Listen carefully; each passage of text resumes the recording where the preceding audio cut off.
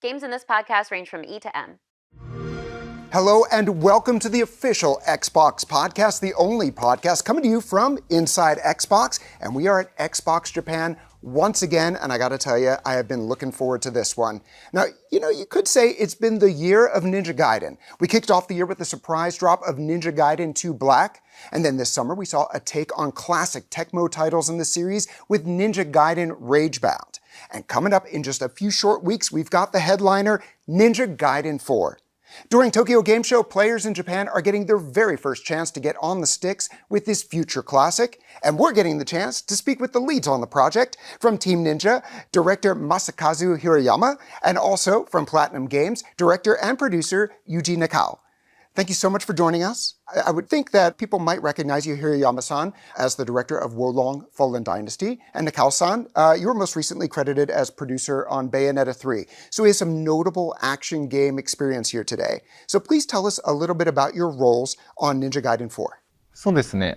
プラチナゲームズでは基本的に so Ninja Gaiden 4, the overall development is being handled by Platinum Games, and me as director and producer, I kind of oversee the development of the title comprehensively, and I speak very closely with Hirayama-san on a daily basis while sharing the builds of the game and discuss how we brush up the game going forward. So, as a longtime fan of both the Ninja Gaiden series, going all the way back to the original arcade game back when I was little, and also the works of Platinum Games, I'd love to hear how the two teams came together and a little bit more about the day-to-day collaboration. So the impetus for the development of Ninja Gaiden 4 actually started with a conversation that was held between the president of Koei Tecmo, Koinuma, and the president of Platinum Games, Inaba, who are friends, and they were talking about, wouldn't it be great to make something together? And that's when the idea of working together to create a new Ninja Gaiden came about. And when that conversation happened, Phil Spencer from Xbox caught wind of that conversation and threw his backing behind the project, and that's what helped it get off the ground.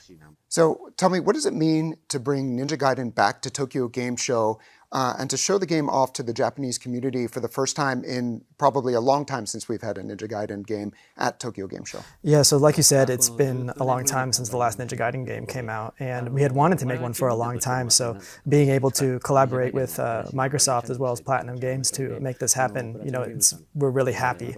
And then also just being, we're Japanese developers, so being able to share this game with the general public at Tokyo Game Show is really exciting.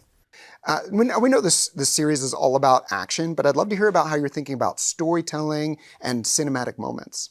Yeah, so with Ninja Gaiden 4, we're introducing a new protagonist in the form of Yakumo. And with Yakumo, we wanted to create a character that contrasts with Ryu Hayabusa, not just in terms of his appearance, but his action gameplay and just his overall setting. And, Ryu Hayabusa is the apex of what it means to be a ninja in these past games. He's really, conquered all of the foes that have come up against him, whereas Yakumo is really this ninja that's starting to climb the ranks. He's developing as a character through Ninja Gaiden 4, and this is reflected in that intro where the cityscape of Tokyo comes into view and showing the player that this is the Tokyo that he will have to conquer, and he'll have to climb to the apex of Tokyo in order to accomplish his goal. So we reflected that aspect and that contrast with Ryu Hayabusa within those kind of cinematic elements. I would love to hear a little bit more about what it was like to, obviously Ryu Hayabusa is a legendary character in all of video games, what it was like to design someone to stand toe-to-toe with Ryu, and what do we need to know about Yakumo that maybe we haven't picked up on already from different interviews or different trailers? I always think it's very interesting whenever he puts his swords away, like blood is coming out everywhere. So what do we need to know about Yakumo? So building upon my previous comments with regards to creating a contrast with Ryu Hayabusa, with Yakumo we wanted to create a character that really inherits that quintessential Ninja Gaiden feel, but also has his own systems and his own mechanics to evolve the Ninja Gaiden formula. And in terms of his background, Ryu Hayabusa is part of the Hayabusa clan, whereas Yakumo is part of the Raven clan. So the Raven clan is a separate clan from the Hayabusa clan that operates in the shadows. of the Hayabusa clan. And Yakumo contrasts with Ryu Hayabusa in that although he is a masterful ninja, he has mastery over his techniques, he is on his ascent towards master ninja status, and he uses different abilities to accomplish his missions. His different abilities are best represented in the Blood Raven form, which is shown in the things that you mentioned where, when he puts a sword away, you see all those blood effects. And with the Blood Raven form, what we wanted to do was, take advantage of this collaboration with Team Ninja and inject our own, approach as Platinum Games. And so it comes through in the form of the Blood Raven form, which contrasts from Ryu Hayabusa's abilities and has his really distinct approach to accomplishing his missions and his objectives in combat. I'd love to spend some time talking about difficulty settings. Like I had said before, I've been playing Ninja Gaiden for literally decades at this point. My very first Xbox game ever, I unwrapped the box, it was the original Ninja Gaiden back in the day. And back then, Ninja Gaiden was hard by default, and then you could make it even harder if you wanted to. But when I first started playing this Ninja Gaiden 4 for the first time, I actually started with hero mode until I got my bearings, got a feel for the game's speed. It is very fast. And then I started sort of taking the training wheels, if you will, off as I played more and more. So I'm curious, how did you balance out the game's difficulty for those that expect it to be hard, but also allowing those that are new to the series, or maybe will see it while they're browsing Game Pass and go, yeah, I want to give that a try? So with Ninja Gaiden 4, first and foremost, we can assure veteran players that they will be able to experience that signature intensity and challenge that they expect from a Ninja Gaiden game. And that's especially apparent in the Master Ninja difficulty setting, which is the highest difficulty in the game. With that said, it has been quite a long time since the last Ninja Gaiden game, and we wanted to create an experience that even new players, as well as fans of action games in general, can jump into and enjoy. And to that end, we've provided a wide array of difficulty options. One of those options is in the form of hero mode, which you mentioned. And hero mode isn't just about giving enemies less health and making it so you deal more damage. There's also assists that are automatically enabled when you select hero mode. These include auto guard and auto dodge.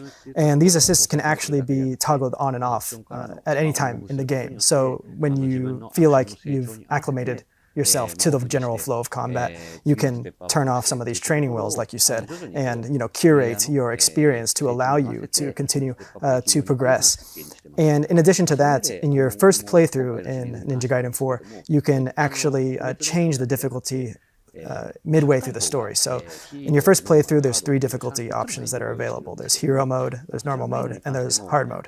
So in chapter 1, when you start out the game, you can select hero mode. And then when you feel like you've gotten better, you take off the assists. And then when you hit chapter 2, you feel like you want a little more intensity, a little more bite in your combat, so you can change it to normal mode. And then if you feel like things are getting a little too easy, then you can step it up and change to hard. And if you feel like that was a little too much, you can adjust back to normal. So we really made sure that we provided options to allow players to level up in their own way and really curate their combat and their difficulty experience based on their own progression as a player. That was exactly my experience. I felt as it was, I can handle the dodges now. And so I turned off that. So it was really cool to be able to make the game fit exactly the way that I wanted to. I could see that you also had a lot of really granular options to fine-tune the experience, everything from enemy position, notification, how lock-on works. There were 4 options for how lock-on works. You could change the color of enemies and characters. There's a ton of stuff. Is there anything that you're particularly proud of or want to call out? Yeah, first and foremost, I can say that we really put a lot of effort in terms of providing as many options as possible for players to really customize their gameplay experience to suit their preferences. So it's been many years since the last Ninja Gaiden came out, and there's been many evolutions and developments in terms of the standards of games and what kind of options they present to players. And we, met this need by providing accessibility options, but also, other options such as being able to turn on and off the hit stop, as well as those athletic kind of platforming elements that are in the game, so wall running and such. There are options available to allow you to perform those automatically if there are certain players that are having a hard time getting through those parts of the game. There's also a plethora of options in terms of how you can customize the UI experience. You can turn off some of those, warning indicators like you mentioned, as well as a lot of options in terms of how you can customize the camera. So you can, customize the camera to pull out in certain ways or bring in the camera depending on how, cinematic you want your experience. So we really, provided as many options as possible for players to create the experience that matches their preferences, but also made sure that those options include options for veteran players so they can experience Ninja Gaiden 4 in a similar fashion that they experienced the prior titles as well. There's also an option for emphasized dismemberment, which I thought was a very descriptive term, and I definitely left that one on. So early on, I got to a place where I could spend Ninja Coin to acquire new moves, like the iconic Izuna drop, and it immediately put me into a training mode, and it let me, figure out my timing and really get proficient with the move before I drop back into the game. I would love to hear about what went into creating that. Yeah, so with regards to, skill progression, acquiring techniques and then having a training mode available for you to practice those techniques. Like we mentioned earlier in terms of bringing Ninja Gaiden to a wider audience, with veteran players, whether it's myself or Nakao-san, when we're playing a Ninja Gaiden game, the first thing we do when we pick up a controller is try to do the command for a Izuna drop.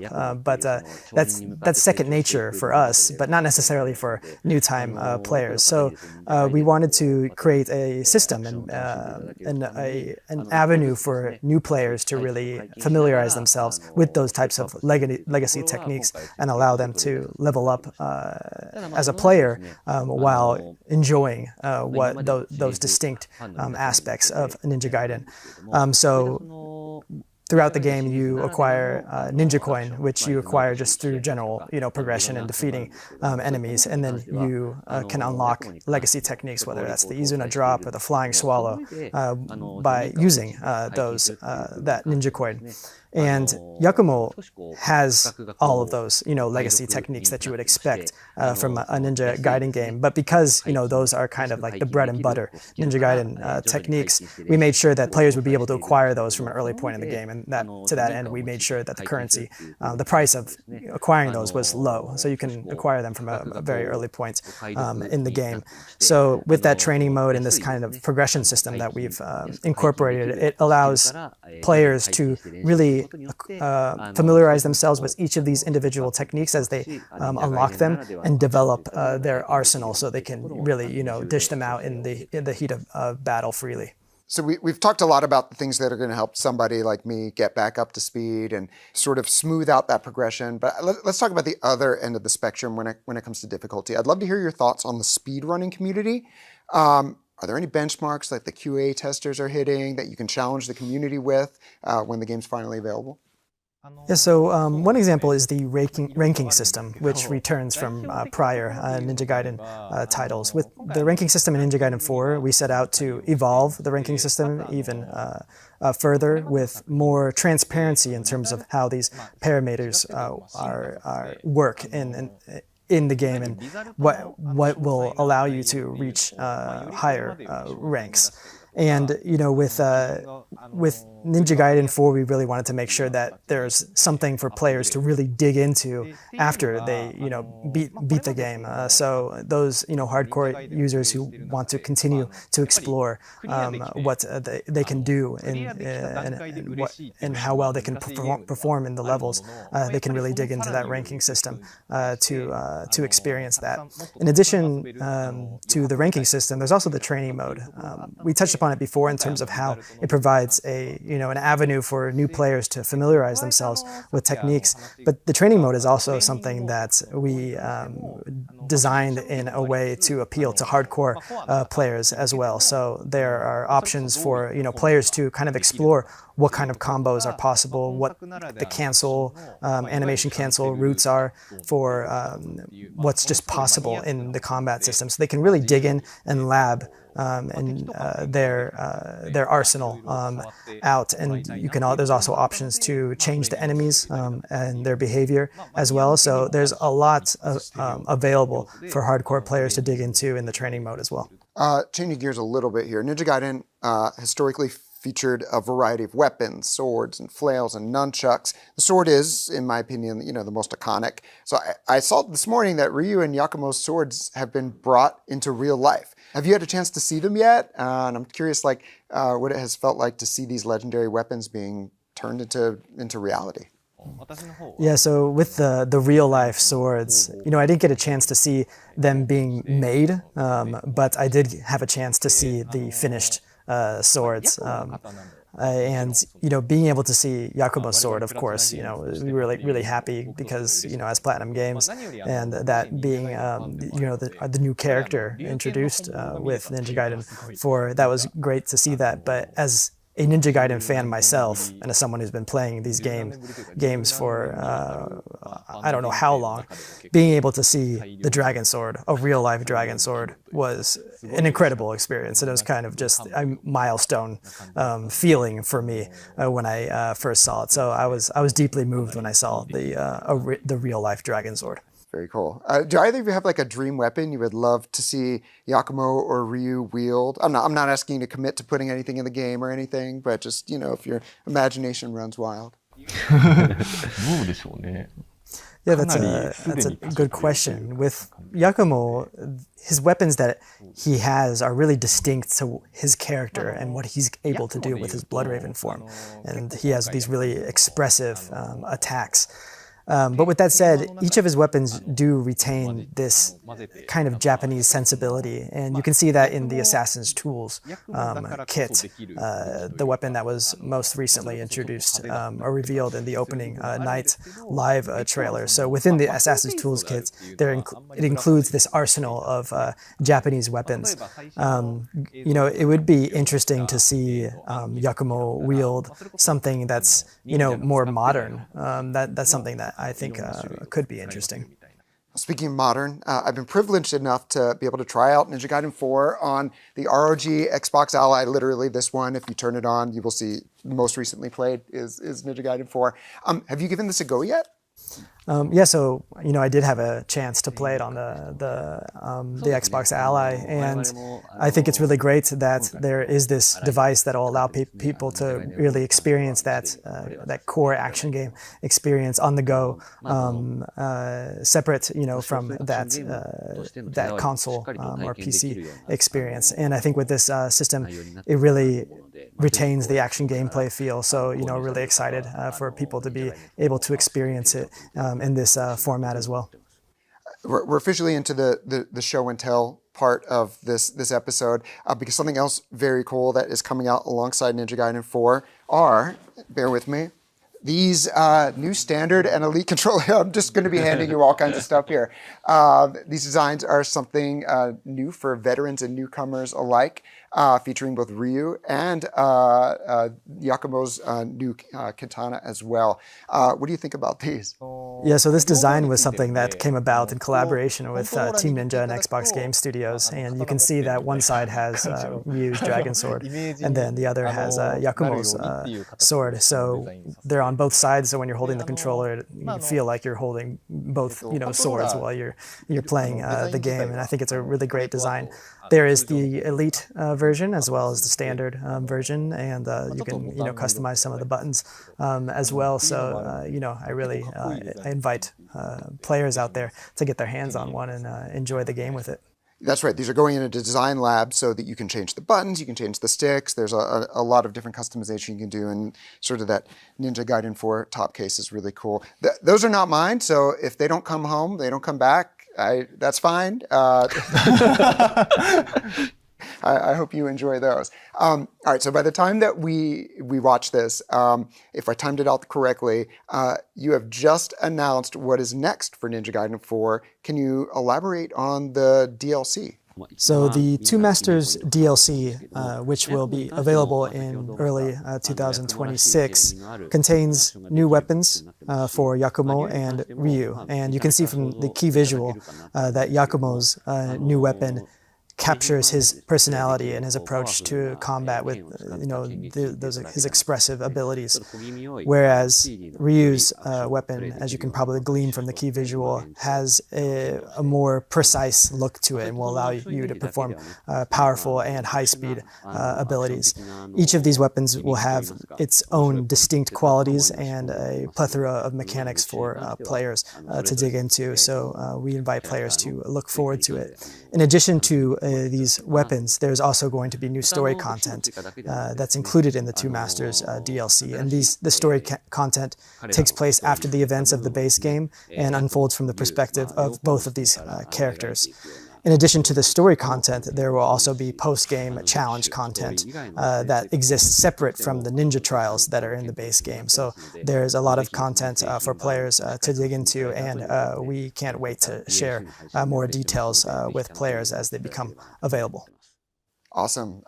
We look forward to seeing more of that, but of course we've got to get into release dates. So Nakao-san, Hirayama-san, thank you so much for joining us today. We really are just a few short weeks away. Ninja Gaiden 4 arrives on October 21st for Xbox Series X and S, Xbox on PC, Xbox Cloud, it's Xbox Play Anywhere, and of course you can play it day one with Game Pass. You know, we've recorded a few different episodes here during our trip to Japan, including a special on all things Tokyo Game Show. You can find that wherever you're watching this.